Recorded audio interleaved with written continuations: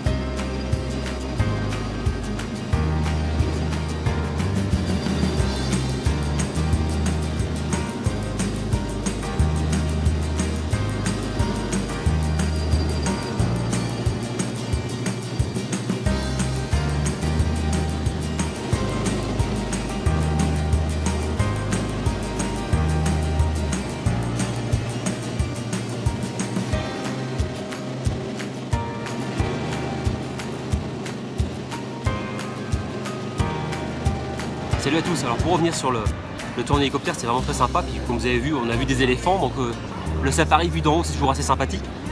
Et alors pour ceux qui se posent la question, voilà, les Victoria Falls, est-ce que c'est vraiment extraordinaire comparé aux chutes d'Iguazu, donc Iguazu Falls en Argentine, enfin à Argentine ou Brésil selon où vous voulez aller.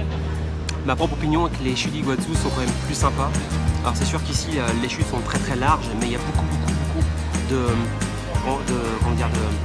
vapeur d'eau, etc. Donc du coup c'est très difficile de voir les chutes, parce que là elles sont à un niveau, le niveau d'eau est très haut au mois d'avril. Et après quand il n'y a pas trop d'eau, c'est un peu moins spectaculaire. Donc il faut venir vraiment à la bonne saison qui à mon avis doit être au mois de juillet. Donc pour moi vraiment les chutes d'Iguazu sont plus spectaculaires parce qu'il y en a beaucoup plus, vous avez beaucoup plus de temps de visite. Parce que là vous payez 30 $, ça dure 1h30. Ça fait un peu court quand même pour 30 $. Et puis je trouve que vraiment c'est difficile de voir les vues, et puis après voilà, vous êtes vraiment sous une pluie tombante quasiment, donc il est difficile de sortir l'appareil photo de la caméra. Donc vous pouvez pas vraiment profiter à fond du truc.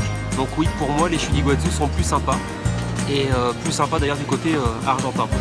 Donc cependant on peut toujours venir, mais c'est vrai que par rapport à l'investissement, c'est quand même pas donné. Les chutes d'Iguazu c'est quand même beaucoup moins cher si vous faites le total de tous les frais.